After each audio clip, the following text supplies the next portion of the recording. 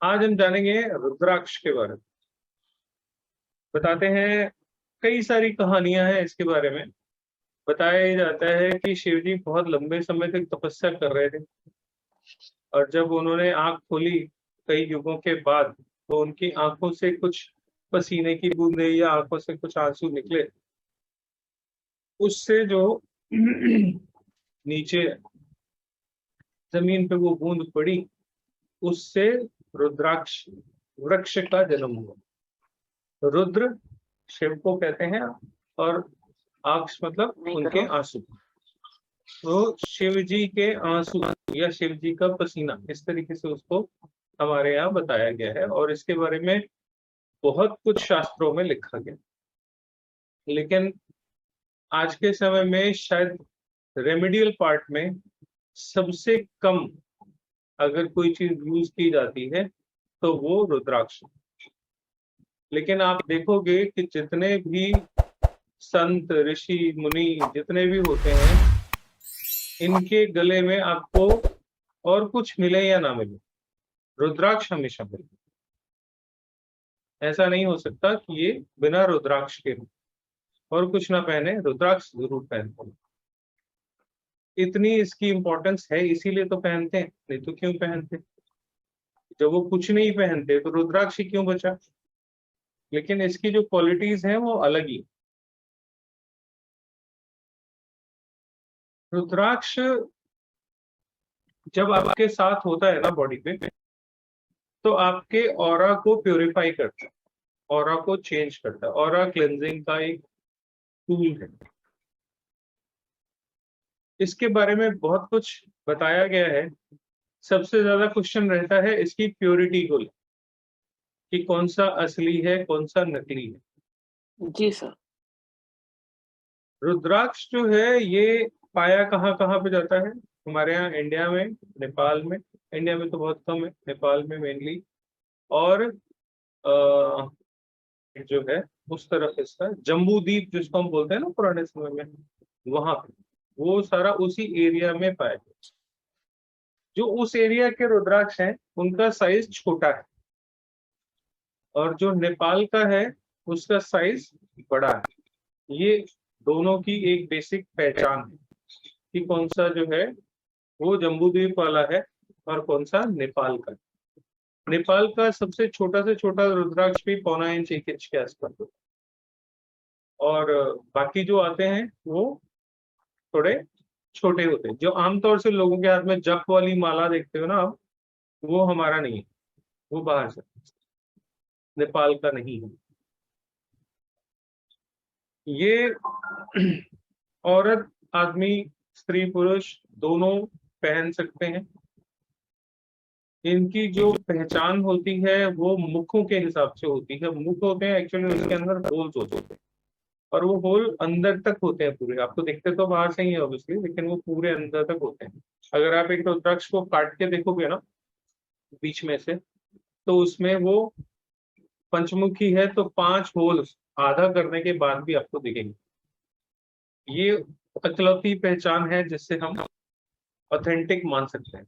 बाकी नकली रुद्राक्ष इतना आ गया है कि आप उसको पहचान नहीं सकते। बहुत अलग अलग मेथड जो हैं वो बताए गए हैं कि जी, कोई कहता है कि ये पानी में डूब जाता है, कोई कहता है ये पानी में तैरता रहता है, कोई कहता है ये मैग्नेट है, अगर मैग्नेट के बीच में रख दो तो ये रोटेट करने लग जाता है। कोई कहता है 2 तांबे की शीट के बीच में इसको रख दो तो ये अपने आप घूमने लग जाता है। ऐसी बहुत सारी चीजें बताई गई हैं। लेकिन लैब टेस्ट के अलावा इनका ऑथेंटिक होने का कोई और तरीका नहीं है। और लैब टेस्ट में भी एक टेस्ट होता है जिसमें एक्सरे टेस्ट हो। वो टेस्ट जब तक नहीं कराओ तब तक आपको पता नहीं लगता कि इसकी जो मुख है वो पूरे अंदर तक जा रहे हैं या ऊपर से ही सिर्फ कार्विंग की गई। फिनिश इसकी ऐसे होती है जैसे अखरोट की, है ना, अखरोट साबुत जो होता है उसके जैसी इसकी फिनिश होती है। कलर इसका डार्क होती है। और बीज है बेसिकली, एक फल है ये। असल में ये एक कवर के अंदर आता है। जैसे हम अखरोट तोड़ते हैं तो अंदर से गिरी निकलती, ऐसे ही इसका भी एक कवर होता है, उसको तोड़ते हैं तो उसके अंदर से ये फल निकलते हैं, जिसको हम रुद्राक्ष। ये एक मुखी से लेके और 21 मुखी तक सब तरह के आते हैं। यहाँ पे सबसे बड़ा पंगा शुरू होता है, क्या मेरे लिए कौन सा, मुझे कौन सा सूट करेगा। जितने रुद्राक्ष हैं इन सबका स्पेसिफिक एक रीजन है। ऐसा नहीं है कि कुछ भी कोई भी कैसे भी पहन ले। आप इससे एस्ट्रोलॉजी की रेमेडीज भी कर सकते हो। जिसको एस्ट्रोलॉजी नहीं आती वो चिंता ना करें, लेकिन जिनको आती है वो इस चीज को ज्यादा अच्छे तरीके से समझ पाए।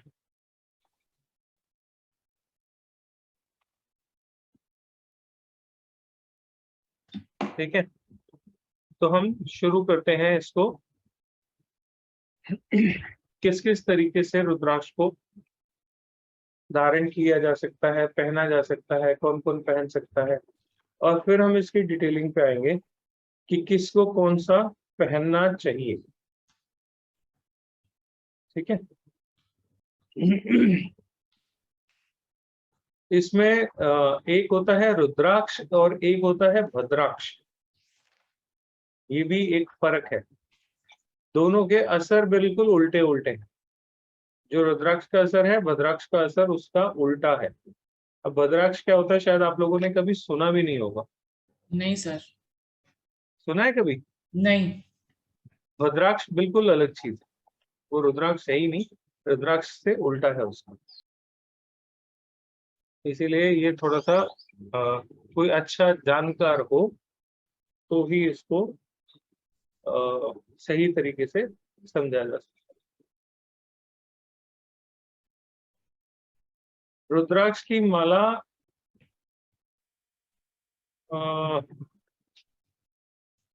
माला तो खैर कोई भी पहन सकता है। इसमें अलग अलग तरीके से विधियां हैं, तरीके हैं कैसे पहना जा सकता है।